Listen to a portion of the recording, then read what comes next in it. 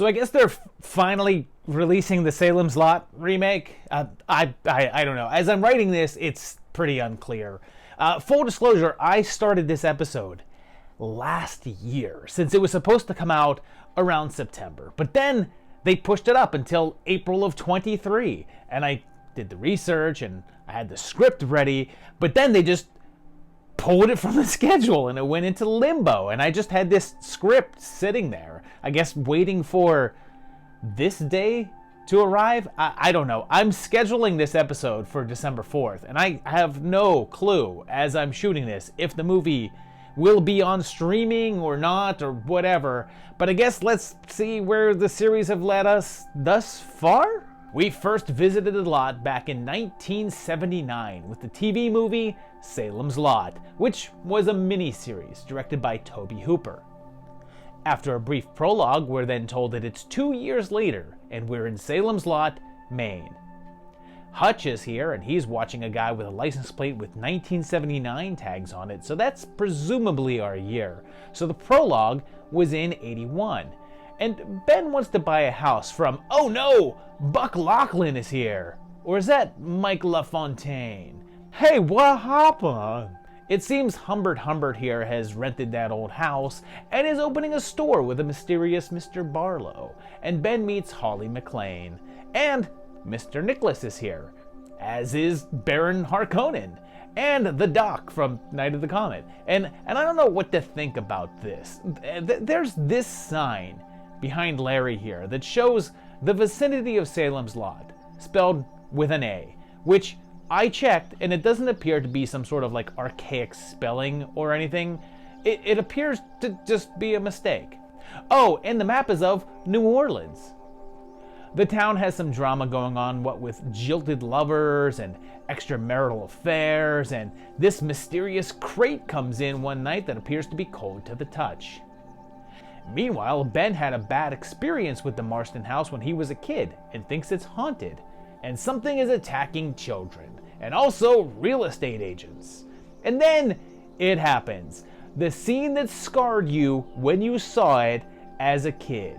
You know it did. It turns out that little Danny isn't as dead as he seems, and turns Ryerson, who comes after old Burke.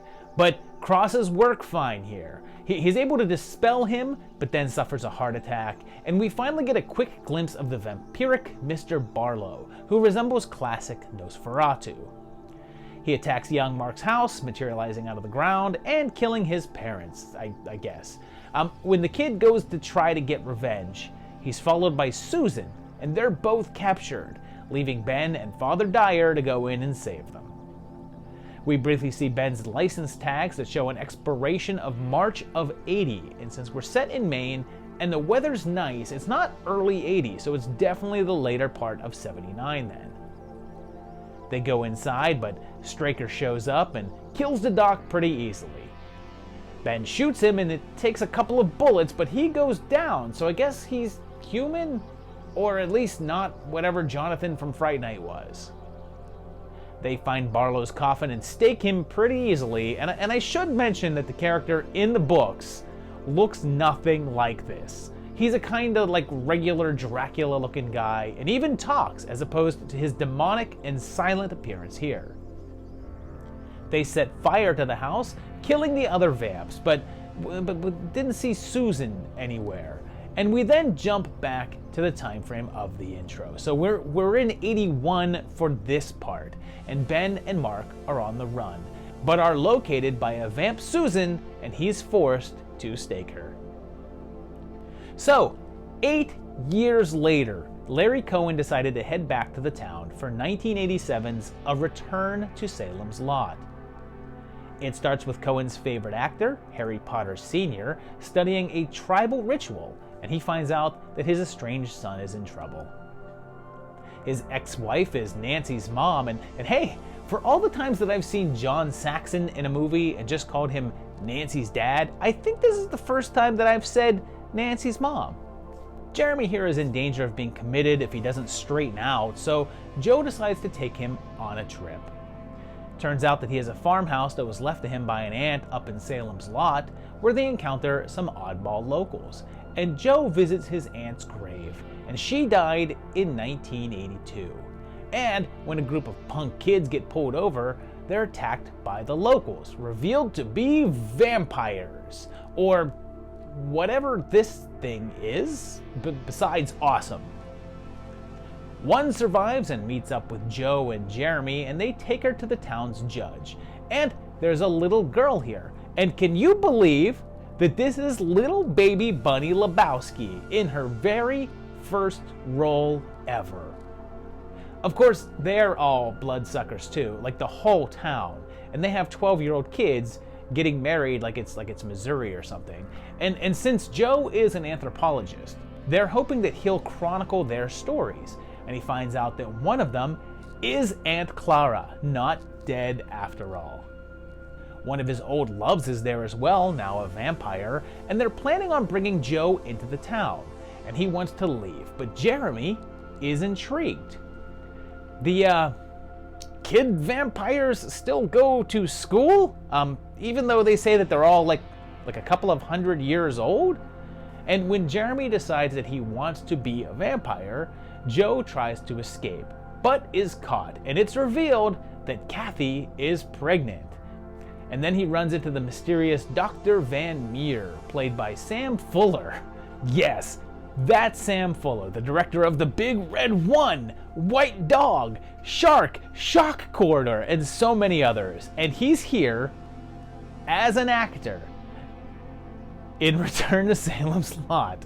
His license plate expires in January of '86, so I'm guessing we're actually in '85 here, 6 years post the original, and Van Meer is looking for a Nazi that he believes is hiding in the town.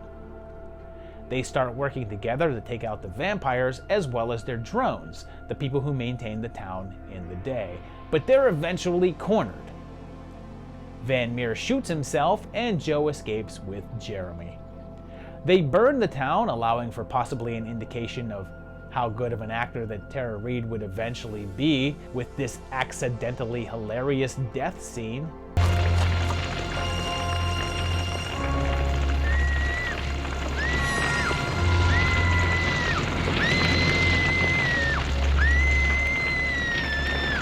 They have a face-off with the judge and manage to stake him, escaping with Van Meer, who had faked his death. The rest of the vamps burn in the sun, and there's no real connection between this film and the original outside of the setting and the town. And weirdly, the box art and poster, which featured Barlow on it, and yet he's not in the film at all. They took another crack at it all in 2004 with a remake, another TV miniseries simply called Salem's Lot, that kicks off with Ben Schrager fighting Farmer Hoggett. And we then flash back, and Ben says that it's the morning of February 6th, and he's coming home to write a new book. We meet young Mark, and hold up! Look at Charlie. Seems like normal jagoff till you look under the visor of his bus. So that kid just called someone a jagoff. And I'm not sure that I've heard that word used too frequently outside of the western Pennsylvania area. So either this kid isn't a native of Maine, or the screenwriter. One of the two. He meets Susan here, and like, I know Samantha Mathis, but I don't really identify her as a character she plays, so no snarky nickname here.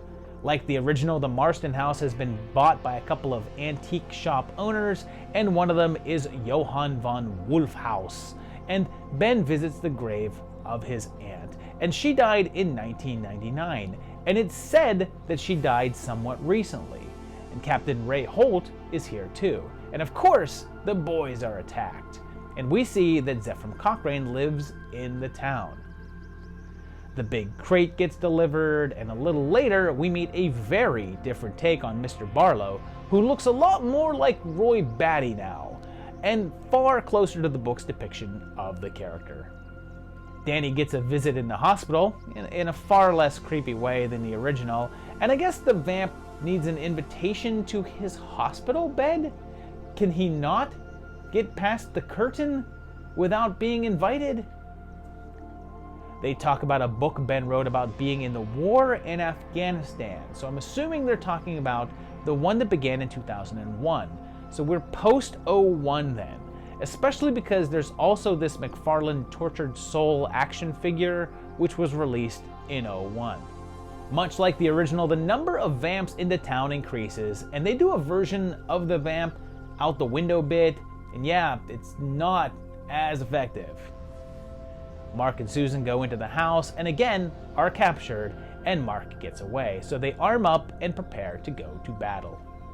In this version, Straker is killed by Barlow, a fate more accurate to the book, and they find Susan, but they theorize that if they can kill Barlow, they may save her.